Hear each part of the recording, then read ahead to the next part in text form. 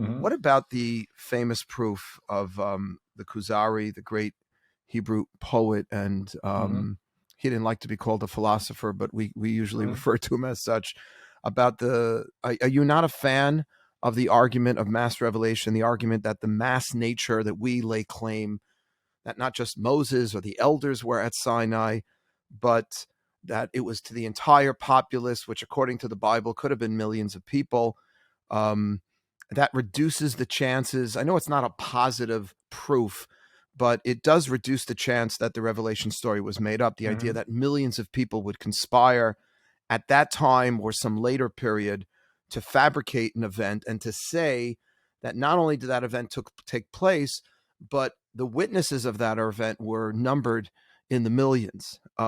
What is your opinion of that argument? Right. So, Rabbi Wiles, as I said, I have to speak truth, and the truth is that I'm not a fan of that argument. Okay, And tell me why. reason, yeah, the reason is that in Hindu folklore, there's a very similar sort of thing where they said, "Oh, the masses saw the following amazing miracles, and that's our proof." That so they have exactly the same thing there. So if I believe that the Kuzari's proof, as it were, is a bona fide proof for revelation at Sinai, then I also have to believe that these great Hindu miracles happened, thousands of years ago and were witnessed by millions of people, just like they say they were. So, since I don't want to have to believe in Hindu myths, I don't want to have to put our Torah on that level either. So I'm going to push back on Harsh. that because I heard Yeah. you share that.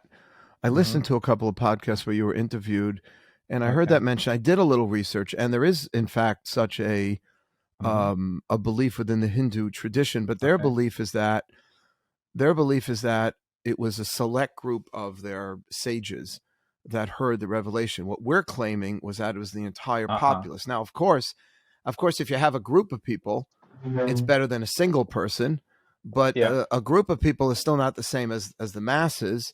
Now, we Right. do have other religions claiming that the masses saw miracles, which is what you said. I'm talking about the revelation. I think that's another important distinction, hmm which is that we're not claiming that our ancestors, I'm not talking about the splitting of the Red Sea, the Exodus. I'm talking about the giving of the Torah at Sinai, which hmm according to many of my teachers is not really viewed as a miracle. Okay. It Right. was more of an Mm. encounter, Yeah. from God. That's something I heard from one of my teachers, Rabbi Chait, where he said it's not like the splitting of the Red Sea, where you have to ask, how did that happen? Who was hmm behind that? hmm It defies the laws of nature.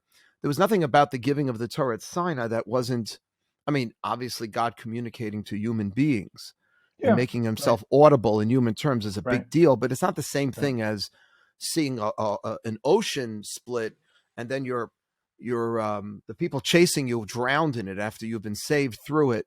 hmm So what do you think of that? Like, because I again, and this is very important, the language that we use, I think, is important. I don't believe there's a proof for the giving of the Torah at Sinai. I don't believe there's.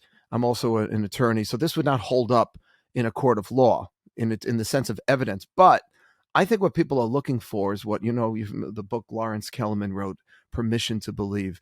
What I try to do as a rabbi or as an outreach rabbi is give people permission to believe. And I think you just did that before with your argument from the hmm innovations of the Torah. I think that does give permission to people. hmm But the mass nature, I don't want to lose that. I think that's powerful. And not just homiletically that God cares about all Jews and not just the rabbis and the leaders, but he wants everybody to accept the Torah and to follow its ways. But the idea that